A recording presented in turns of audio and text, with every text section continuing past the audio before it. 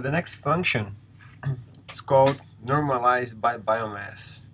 It's used to normalize metabolomic result by the biomass associated with each sample. So it's very common when you're doing metabolomics with microbial metabolomics. So in this case, the abundance of metabolites are divided by the amount of biomass, which could be the number of cells, could be the OD, related to each one of the samples. So let's suppose we have the results we have been using before, like this one, test match report, which is the same function, the same results we had in this CSV file here. Okay, so we can, all of these functions you can apply to the CSV file, or you can apply to a data frame like this. So let's suppose you have this data frame and you want to normalize this data frame by biomass. You have two options to do that. One of them, let's suppose you want to save the results. Okay, so we apply like this. So here's the name of the data frame. We have save equal true.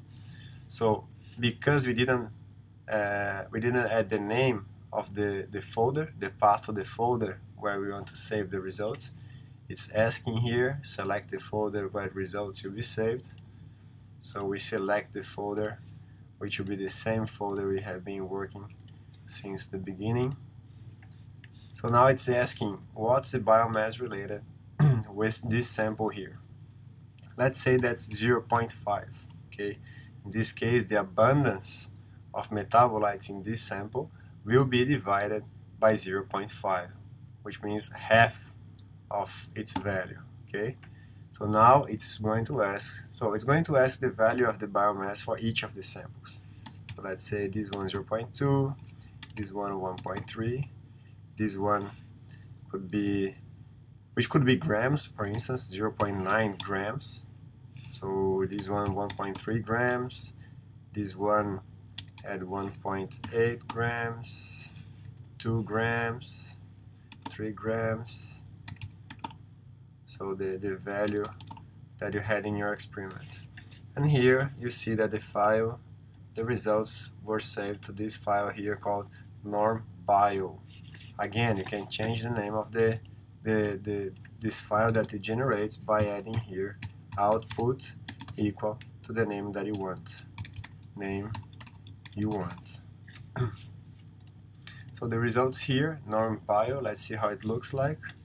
So as you can see, the abundances now are very different. Like the first sample, if you remember, we divided the abundance, the biomass, we put 0.5, which means that this sample will be divided by half of its value. So you can see here that this value here is more or less half of this value here, and the same for all of the samples.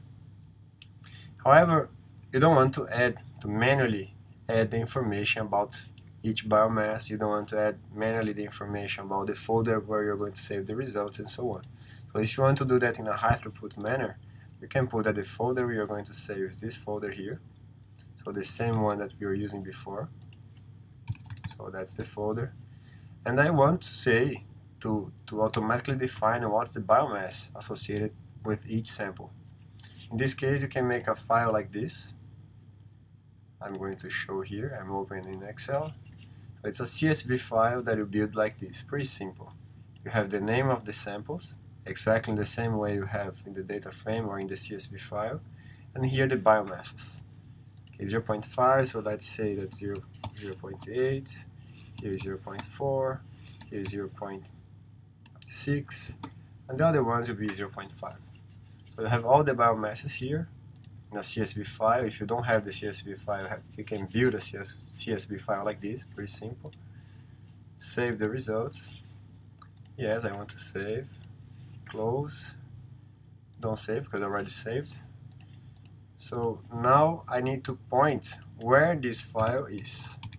So if I put here biomass and I point to the file containing the biomasses, which in this case is this file here, biomass.csv, and this file is actually inside of this folder here. So this file biomass is inside of this folder here, Metab 1.0. Okay, so if I apply like this, it's not going to ask me anymore the biomass. It automatically finds the name of the sample and the biomass associated with each sample, does the normalizations, and returns the results. So let's suppose that for some reason I forgot to add one of the samples. Okay, so this sample here I forgot to add to the spreadsheet. I'll remove it from here, save, and close. So if I apply and close, no, I don't want to save. So if I apply again the same code, it's telling me here biomass was not found for this sample here. So it gives you the warning that the biomass was not found for that sample, and here for that sample you have exactly the same result it had before. It will not be normalized. That's it.